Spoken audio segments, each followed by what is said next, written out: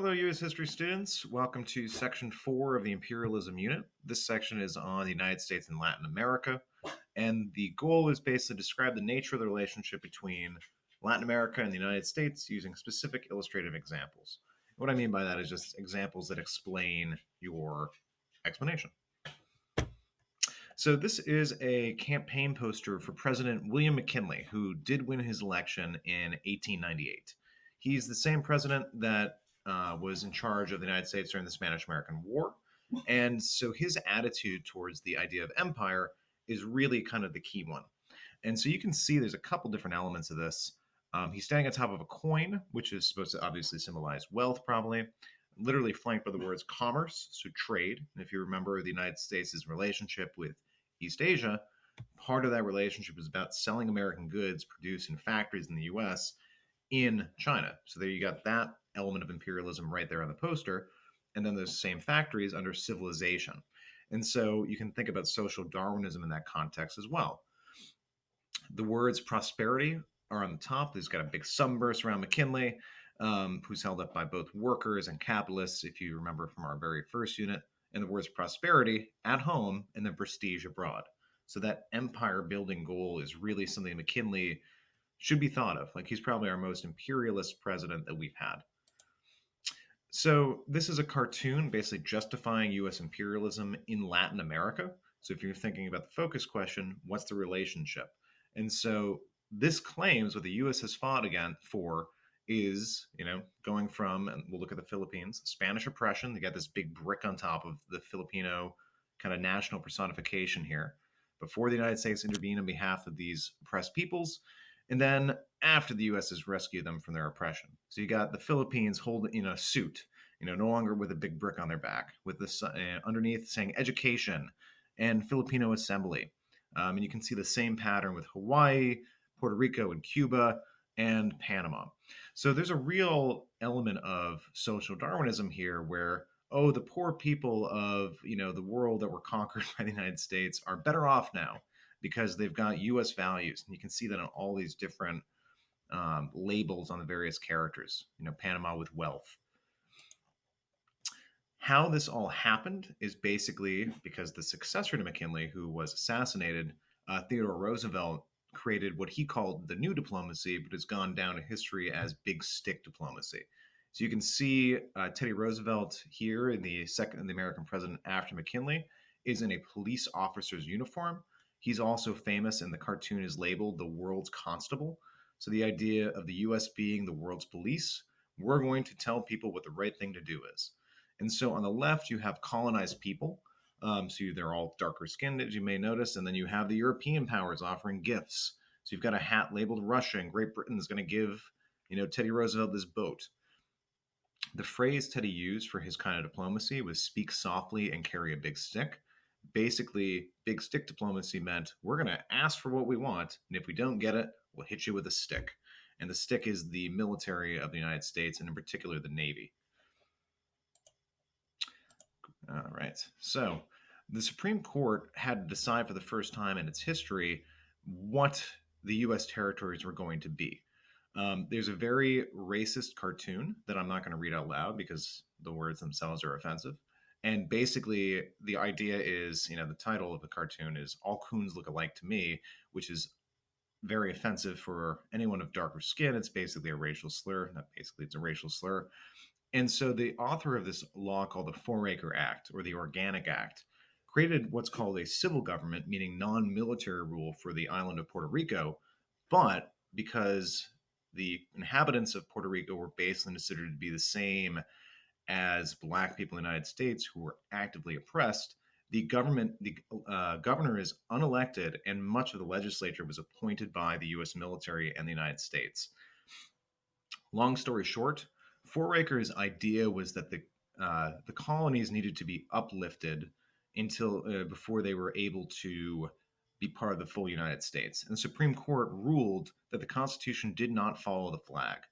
So if you look at the U.S. Constitution, there is no provision in the U.S. Constitution about territories who aren't preparing to become states. So the Supreme Court kind of just invented this new philosophy that said you can treat colonized people as inferior because, in fact, they are. if you look at the Supreme Court decision about the Four Acre Act and its legality, it's one of the most racist decisions that the Supreme Court has made. And Dred Scott versus Sanford is probably one of the only few that are above that. It explicitly says inferior people don't get to have constitutional rights. So the Platt Amendment to the Cuban Constitution connects with this kind of paternalistic, which basically means, talking down to relationship the U.S. is establishing with Latin America. So the Platt Amendment, you have a frying pan in this, and you all have heard the idiom, out of the frying pan into the fire. So you have Spanish misrule, this personification of Cuba, and then anarchy down below. The duty of the hour to save her not only from Spain, but from a worse fate. Which the implication is, if Cuba was left on its own, it would descend into anarchy, which is a word that means without government, chaos. You can see the fire. And so the US government attaches, or basically forces, the Cuban people, after they win their revolution, to add an amendment to their constitution at gunpoint, just like Hawaii, where the US gained 2 permanent leases on naval bases, one of which is still retained by the United States, and that is Guantanamo Bay, which is famous in the 21st century as being the place the United States government under President George W. Bush would send suspected terrorists to be tortured, which is ruled unconstitutional because it's a crime against humanity. So that base is still there. In addition, Cuba could not sign a treaty with a foreign country without U.S. permission. And just think about that. That effectively takes away any independence the Cuban people had. And this amendment actually lasted until 1963 in the Cuban Revolution, where the communists took over. Oh, and the last piece is the United States could intervene in Cuba, meaning send troops in, anytime it thought it was in Cuba's interest. So, sure, the United States helps Cuba out of that frying pan, but it goes into the fire of basically being an imperial subject and a colony of the United States. Same thing. This is the same idea I was just describing. This is Uncle Sam, the left, saying, "That's right, my boy, go ahead. But always remember, I'll keep a father's eye on you." So that word paternalistic, I think, really is appropriate. Very, patronizing, kind of talking down to these folks. You can see he's building a little building, Cuban independence out of blocks, because the idea is Cubans are just children compared to Americans. So here's big stick diplomacy again. Teddy Roosevelt was somebody who just was a gigantic bully and would make stuff up. And he was also kind of a genius, but he got his wires crossed on occasion. He was convinced he was using an old African proverb, but he invented it. Speak softly and carry a big stick, you will go far. And the idea is you use diplomacy first and then force last, but definitely available. And it's the same idea as, in Europe in the Concert of Powers era or Concert of Europe era, you have a balance of powers of civilizing nations and a social Darwinistic struggle. So basically, if the US isn't willing to use force, they'll be trampled by those that already are going to. But in the end, it ends up with the US beating up on its Latin American neighbors. Once more, here's a kind of, if you're not sure what big stick diplomacy is, here's Teddy Roosevelt with his big stick, fleet of boats. Again, the metaphorical big stick is the US military, debt collection, let's see, sheriffing, the receiver. So basically, just Latin America, we're going to tell you how you should run your affairs. And if you owe us money, that's an excuse to go and send the US military in there. So, speaking of the Caribbean, the Panama Canal comes into being. Again, here's Teddy Roosevelt as a giant cutting a hole through Panama because the US effectively creates the nation of Panama by bribing folks in the province of Panama, which was then part of Colombia, to effectively fake a revolution. Teddy Roosevelt personally sent orders to deliver 3 crates of gold and dozens of bottles of champagne to this one Colombian general, who then turned the other way and didn't intervene when U.S. naval ships came off the coast of what became Panama. And so, long story short, the United States is able to intervene. They sign a treaty with the new nation of Panama, and the nation of Colombia is not pleased. The U.S. takes over this project that had been started by the French. And by 1914, after 10 years of work, a U.S. naval vessel, which sails the first journey through the Panama Canal and allows the U.S. to, let me show you a picture. I'll get to in a second, allows the U.S. to effectively have access to both the Atlantic and Pacific Ocean really, really easily. Again, here's Teddy and his big stick sailing towards Panama. He's going to beat them up if they don't allow the Panama Canal to be built. Here's another cartoon. Oops. So the whole cartoon is just describing that story I basically told you, where there's bribery and the Panama Republic comes out of this egg of Colombia. It's basically, again, imperialism in Latin America by the US. Here's a map of the Panama Canal. I think I actually had did this in class with you guys earlier this year, but fun fact, if you travel east, you're actually going to end up in the Pacific Ocean, whereas if you just looked at the map of the world, it might look like the Atlantic's on the east side, Pacific on the other side, but it's because of the bend of the canal. It's really one of the most monumental construction projects in human history. The idea of cutting across an entire continent. You can see if you take a look at this just paused or you come back and, look at the slideshow. The engineering effort. This is a time period without bulldozers or construction equipment. This is dynamite and pickaxes in the jungle. People getting eaten by snakes, their boots rotting off. Before treatment for malaria was developed, there were 20,000 French laborers who were working on this canal that died basically because the malaria issue was so bad in Central America. Oh, and they're actually expanding the Panama Canal. So I can't overemphasize how important these points in the world are for international trade. They literally build the boats, the largest boats in the world, to fit the canals. That's how important these choke points are. The Panama Canal, for example, anything you buy from China that's in like Walmart or something has probably come through the Panama Canal to the port of New York and been offloaded and brought to a store in New England. Oh, and this is an illustration of how the locks on the Panama Canal work. Because again, you got to climb. So the fact is you have a boat ladder, effectively.